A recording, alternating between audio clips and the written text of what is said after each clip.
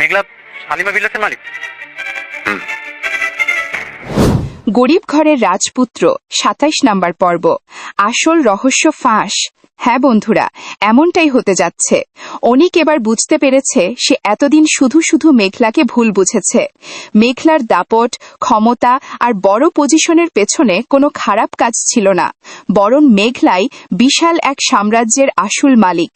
এই সত্য জানার পর থেকেই অনিকের ভেতরটা পুরো বদলে যেতে শুরু করেছে। গাড়িতে ফেরার সময় অনিক শুধু একটা কথাই ভাবতে থাকে, সে মেঘলার সাথে অনেক বড় অন্যায় করেছে। যে মেয়েটা তাকে নিঃস্বার্থভাবে ভালোবেসেছে, সবসময় তার সম্মান রক্ষা করেছে, সেই মেয়েটাকেই সে সবচেয়ে বেশি কষ্ট দিয়েছে।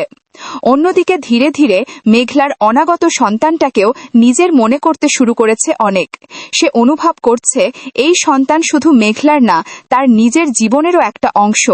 যে সন্তানকে একসময় অস্বীকার করেছিল, আজ সেই সন্তানকেই নিজের বলে মনে হচ্ছে তার। এরপর থেকে প্রায় প্রতিদিনই অনিক কোনো না কোনো অজুহাতে মেঘলার বাড়ির সামনে যেতে থাকে।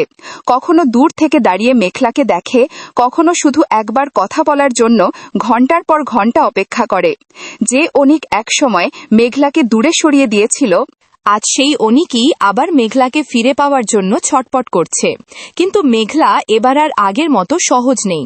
সে অনেক কষ্ট পেয়েছে, অনেক অপমান সহ্য করেছে। তাই অনিককে দেখলেও নিজের অনুভূতি লুকিয়ে রাখে। ভেতরে ভেতরে এখনো ভালোবাসলেও এত সহজে আবার বিশ্বাস করতে পারছে না। এদিকে রাতুল দূর থেকে সবকিছু লক্ষ্য করতে থাকে। সে কখনো ভাবেনি অনিক সব সত্য জেনে যাবে। আর এখন অনিক যদি আবার মেঘলার জীবনে ফিরে আসে, তাহলে রাতুলের সব পরিকল্পনা শেষ হয়ে যাবে। কারণ রাতুলের আসল উদ্দেশ্য শুধু মেঘলাকে বিয়ে করা না, সে চায় মেঘলার সম্পত্তি, ক্ষমতা আর পুরো সাম্রাজ্য নিজের দখলে নিতে। তাই এবার রাতুল নতুন এক ভয়ঙ্কর ষড়যন্ত্র শুরু করতে যাচ্ছে। বন্ধুরা, এবার গল্পে আসছে বড় টুইস্ট।